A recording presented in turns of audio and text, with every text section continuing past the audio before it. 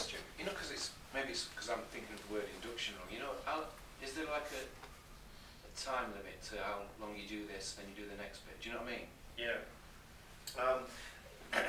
It's as long, you can use as much time as you like as the practitioner, and or as much time as is comfortable for the person having the experience.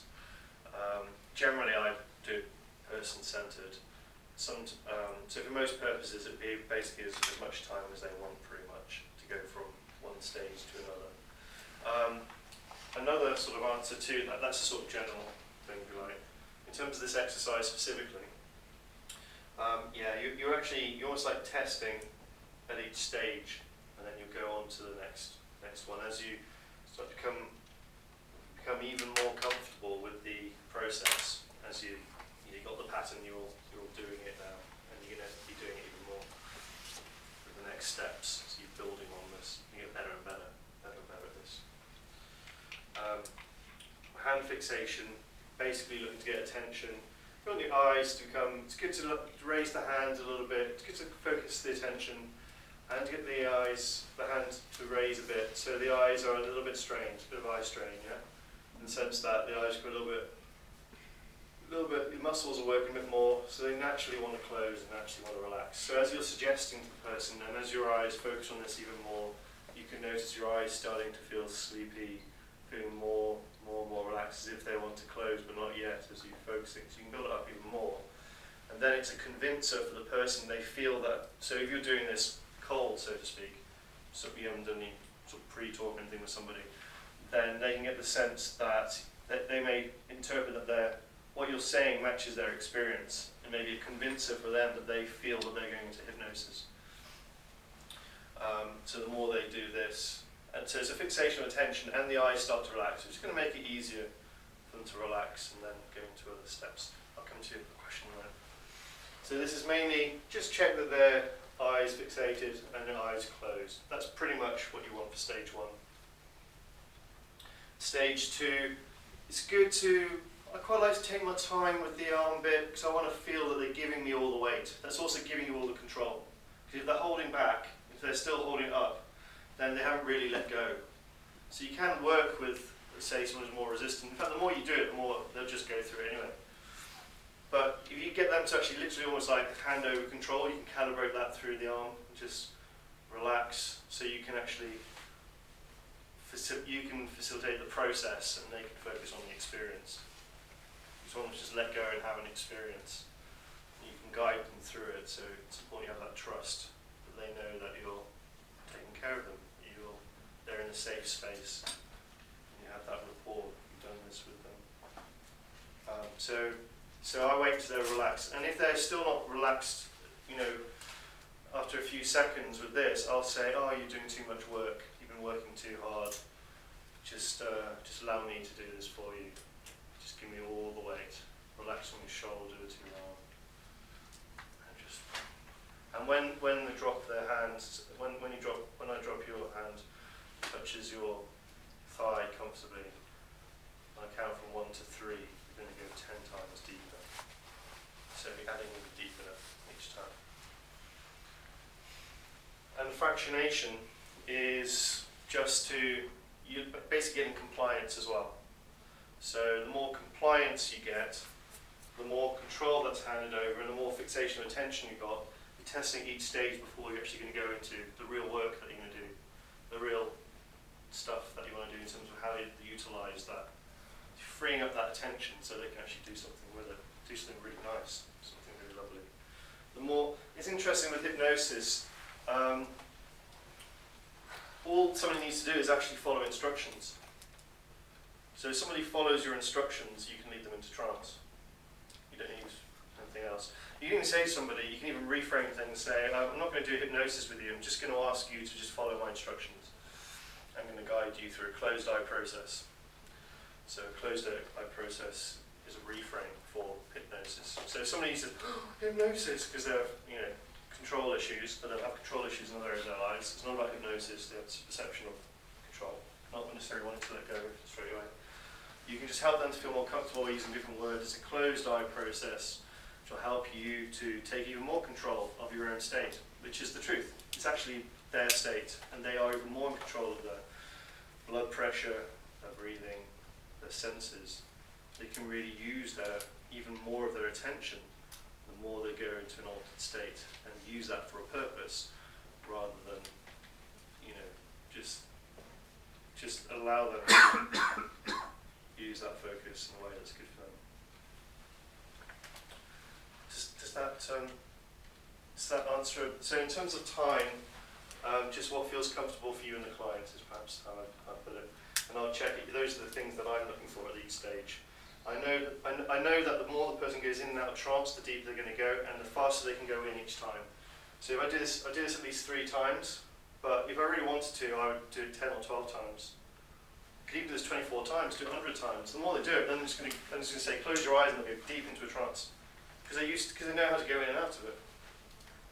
So I can't be bothered to do that, personally, that many times, but you could do. And a lot of sort of traditional trance inductions, you spend 45 minutes just going really, really deep. You could do that. Spend all the time in the world. A lot of what we're doing is going to work a lot faster and quicker. So a lot of this process is going to take you a few minutes. Each time you do it, you can go deeper and deeper into that. So already in this room, you've been fractionating. Because if we would say to you now go into trance, do you think you could do it? Let's do it, wouldn't you? So the whole process is fractionation if you think about it. So your relaxation, we'll show you how to anchor this as well, so you'll be able to self-anchor this so that when you want to, you can get this relaxation and use it whenever you want. So the more we go into things that we're doing today, we'll show you how to anchor this for yourselves, and then you'll be able to just access this relaxation when you want. Yeah. And Rebecca, you had a question. You say that this specific technique is very useful, for example, for people who've never been in trance, and therefore you can really test them as you go along. Yeah. So, and it makes you a bit more efficient, maybe, than just the standard counting down and stuff like that. Yeah, I think so. It's pretty comprehensive. You're testing at each stage always for various things, and you've got some other things which building in, which are going to take it even deeper, and then building some other things. I'll give you a stage 3 of.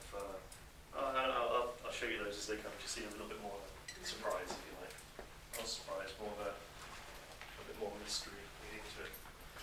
One stage at a time. It's a nice structure. At the same time, any of your hypnosis stuff, generally, there's what you're doing. Actually, if you go through step by step, you're going to get really good stuff with this. Nice structure. It's nice, systematic at different stages. You can check it each time. And it's your pre-talk, which is going to be a lot of the times you prepare them for trance before they even realise it. So they think it starts here, but it's already started here. And you may even done the trance work before they actually believe that they're actually getting to there either. But we're going to more of these things later on, perhaps. So, all right. Heidi, can I borrow you again? Actually,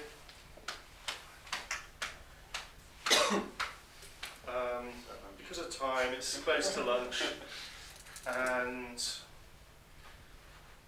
I'm just going to give you a little thing that you can play with in the next 5 minutes, and then I'll start the next stage of this.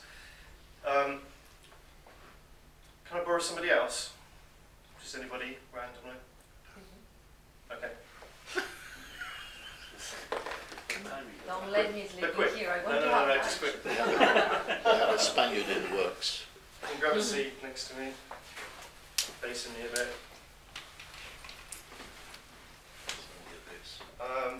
You can start to test and build compliance before you even sat down to do the stuff as well, in terms of whether they actually do what you're saying or not. Various things. We can build in compliance. It's not really what I'm doing, but you can notice lots of things before you're actually doing stuff.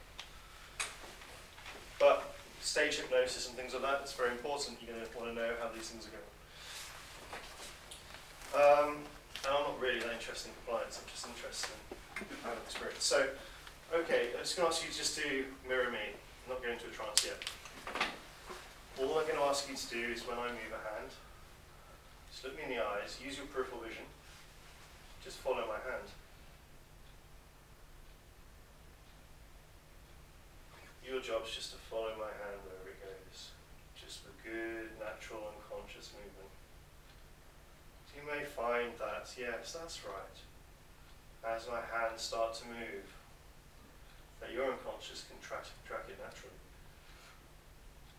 Because you don't need to know consciously where your hands are going, because they know where to go all by themselves. And as you start to move, you'll notice your hands can almost start to move by themselves at a certain point when you don't need to even think about it consciously. That's right. Just following, just matching and moving, noticing where the hands go. Now, as we're doing this can be used as a hypnotic induction. Yeah, like sometimes I do something like this and then I'll go straight into a trance induction.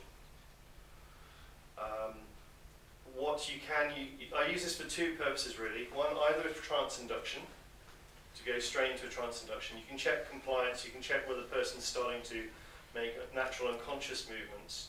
The more you do this for a certain period of time, they're just going to have to start to switch off, and then their arms just kind of move by themselves, so they're accessing their automatic movements. The other thing also, you can use this just to build rapport. So if you want to literally build rapport, tell them to explicitly match you, and they will naturally go into rapport with you. So if you feel you want to build up more rapport with the client, okay, you can chit-chat on various things, or you just tell them to do something, do an exercise, and then get into match and mirror. That's right. And then you start to feel the heat between our palms. And I'm not going to ask you to go into your own state of relaxation. Just start to close your eyes. That's right. As you start to go inside, your unconscious knows how to find where your good feelings really are. It's not that you need to do or have the experience anything, just that by using your neurology in line with your intention means that you can start to do all sorts of wonderful things. I'm just going to ask you to consider all the things that you've been learning over the last few days. Take a few moments to run through the various movies in your mind, things you've learned, skills you're already starting to develop,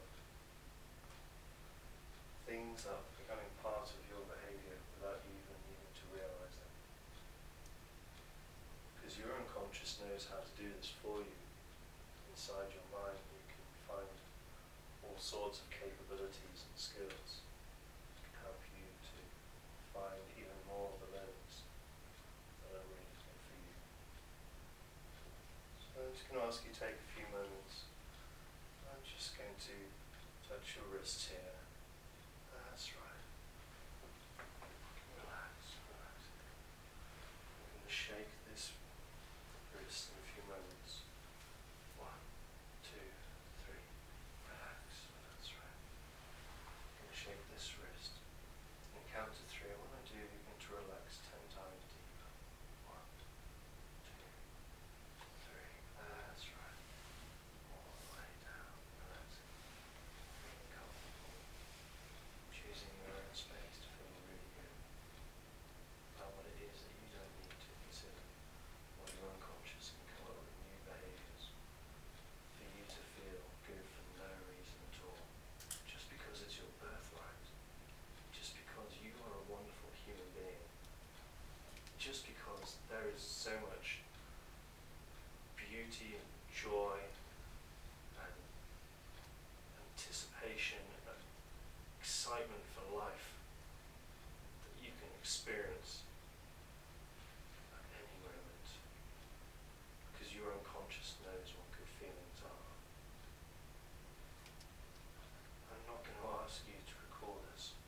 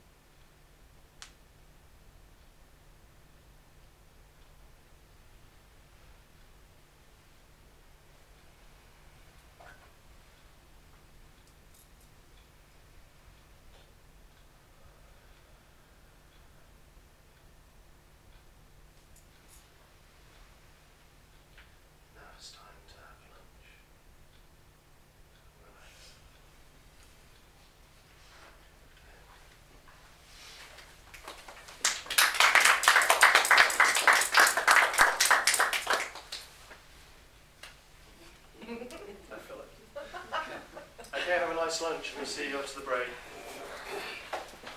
Okay, come back feeling refreshed, alert, re-nourished, revitalised. Okay, give yourselves a clap, guys. Give yourselves a clap.